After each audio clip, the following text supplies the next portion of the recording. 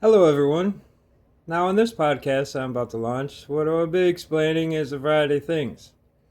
Now, we all have this shared human experience. We all go through our days, we look at each other with our discontent, our unwillingness to really share who it is that we are, so it makes others around us unable to share who they truly are.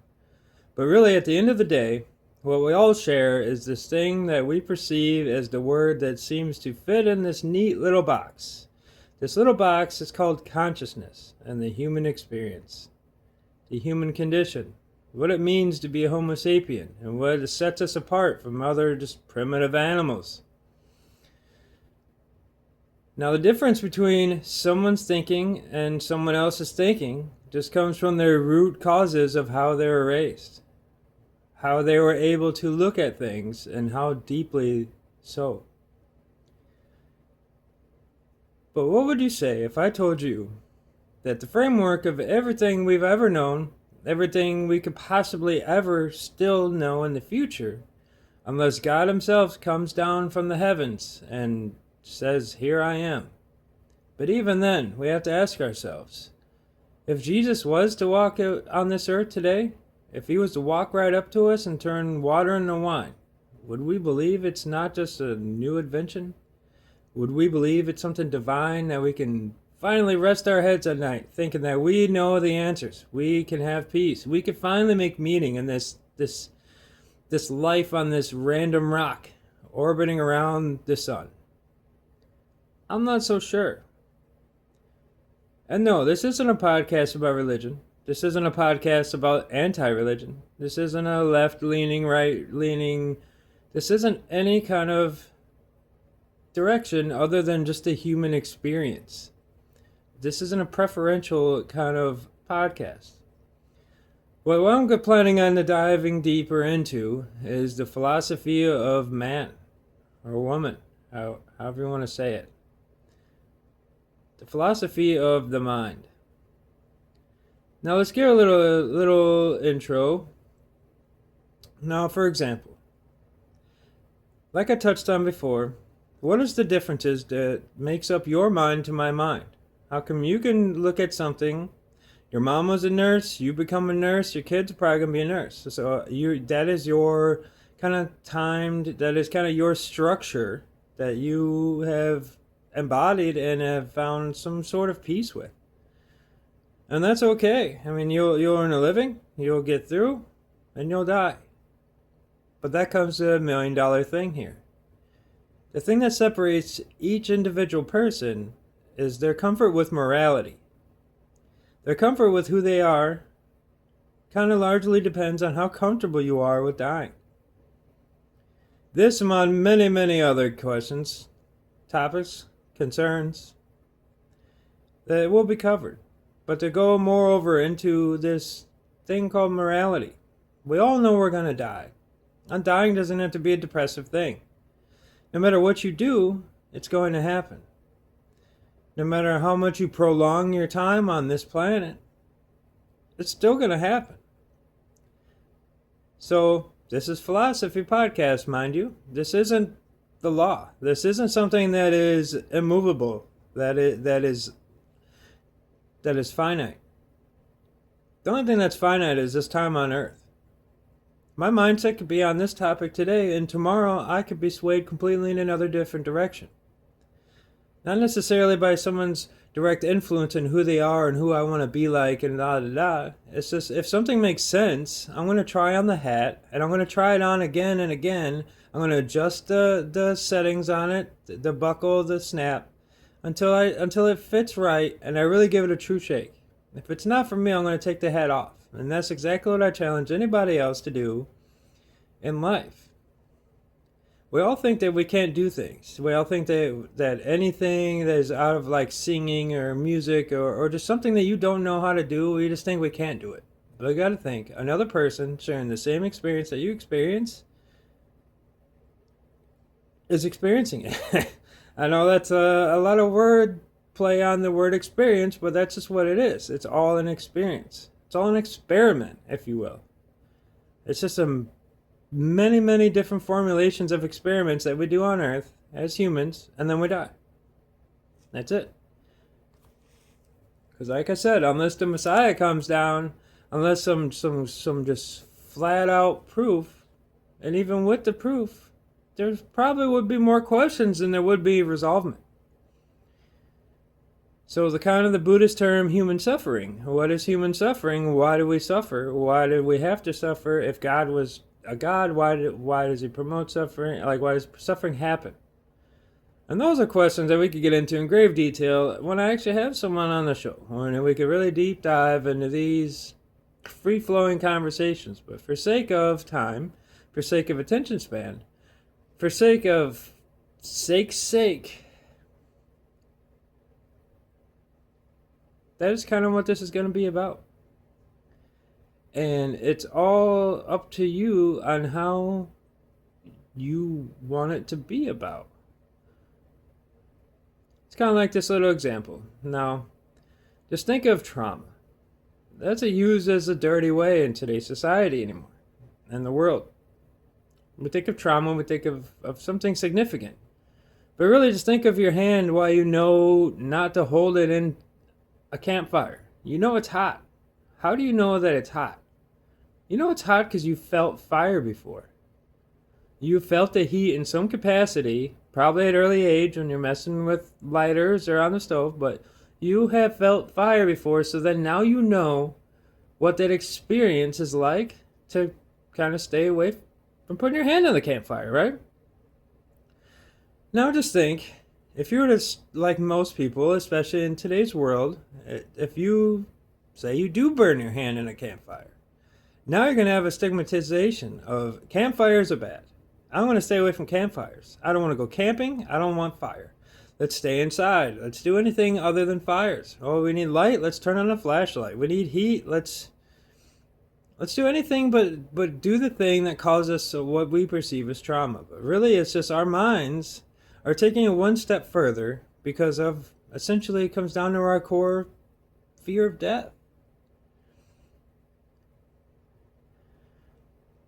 I know it's kind of an arbitrary example, but it is good enough example to kind of get the framework of the mindset that I'm trying to display here. Now, with that fear of fire, or let's say that fear of commitment, because you got your heart broken, so now you're basically going to be the one breaking hearts.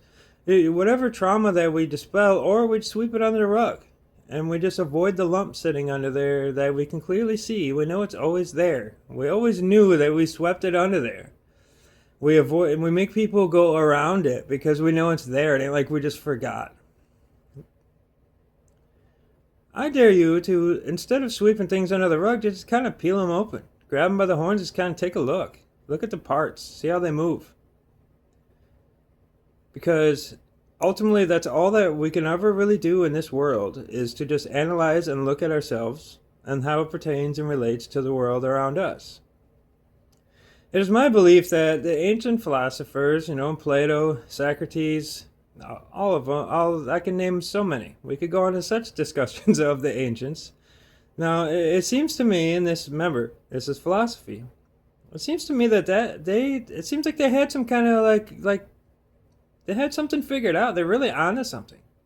But the only way that philosophy can ever really withstand the time of the ages is for that experience to just stay the same. And that's the thing with experience, it never does. Generationally, through the years, every generation, every 100 years, every 10 years, at the rate it's going every 5 years almost anymore, like what we experience in this time is not going to be what it was like 5, 10, 100 years ago. So how can our philosophy of what we can make sense of it, how could it ever really truly stay the same? They made some of the best sense of the experience that they were experiencing at that time. Then it kind of gets lost with time.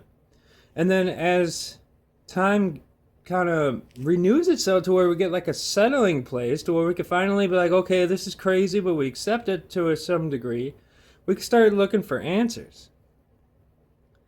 Now, once we're looking for these answers, we start to look at the ancients and be like, wow, look at this, wow, look at that. It's so much of it is really pertaining to today's philosophy And it is, by and large, today's philosophy. And I mean, any other really podcast that you click on that says philosophy, you're going to hear about them all the time, nonstop. Plato this, Plato that.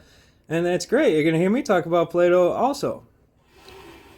But really what I'm saying is that if you have a fixed position on some kind of philosophy, then you have philosophy wrong. Philosophy is subject to change. Basically, it can be possibly on a daily basis. How we look at morality doesn't have to really shake, though. Regardless of what time you're in, whatever what age, whatever what happens, they could drop a bomb on us. And if you're comfortable with death and knowing that it's an inevitable ending to this experience, then you could kind of like have the mental capacity and the ability to just kind of